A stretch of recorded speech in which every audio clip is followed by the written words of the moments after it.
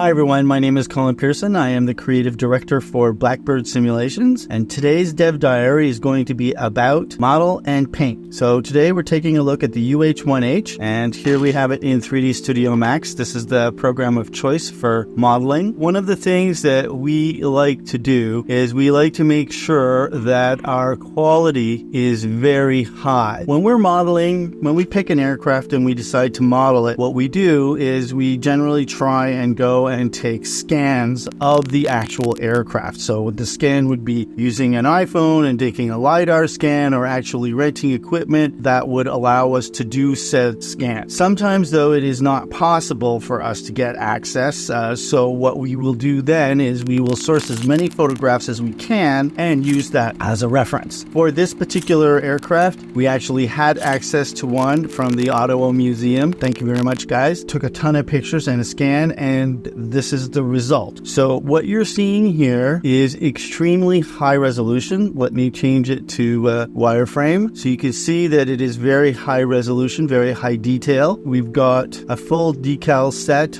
on it. So these are the decals. One of the things that we make sure of when we're doing a project is we make sure that everything animates as it's supposed to. And that is the case here. So we've got the doors, the rotor blades, and the whole collective and the rotor head. All of that stuff works as it's supposed to. The next step after we do the modeling is to get a cross-check and verify. So what that means is the model team will send it to Steve and Osh, who will then take it, go over it with a fine-tooth comb. Sometimes they even count the rivets. Yes, it's true. They count the rivets, and they go over it to make sure that everything is the way it's supposed to be. When we are doing the materials, and I'm going to get into that now, one of the things that we need to do is we need to make sure that the layout for the textures is done properly, and that means no seams on the UVs. So what we have to do is we have to make sure that everything fits, right? And then we take that and we go into one of several programs, one of which is Photoshop. What we're looking at here is the side of the aircraft and parts of the door and parts of the top. Okay, so let's take a closer look, and of course this is the engine area. We can see that there's a ton of dirt and a ton of stuff. Now over here we have the layers of all of that. So I'm going to turn off the AO. That's ambient occlusion. You can see how that changes it. Those add a base shadow under objects that don't move, right? So over here we've got the hinges to the doors. We have the door handle, right? When we turn off the AO, all that goes away. So what that does is, much like when you're painting plastic models, you will do a dry brush around,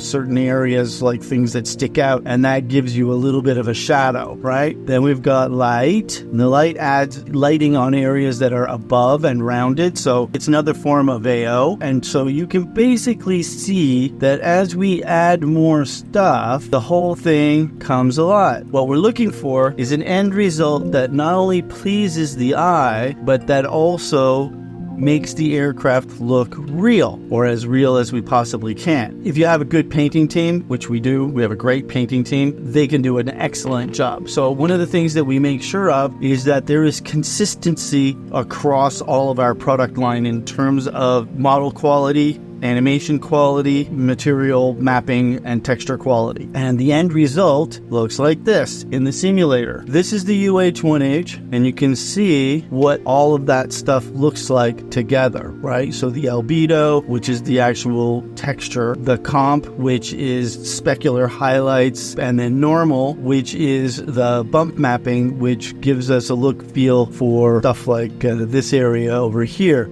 So you see the indentations, and also for raised rivet detail, right? So we get close. These are all those decals that we were looking at before. And the simulator, of course, looks great. And so, yeah, that's about it for how we model and paint. I love this bird. She is so pretty. All right, and I think that's it for today. Thank you very much for joining us on Dev Diaries. Have a great day.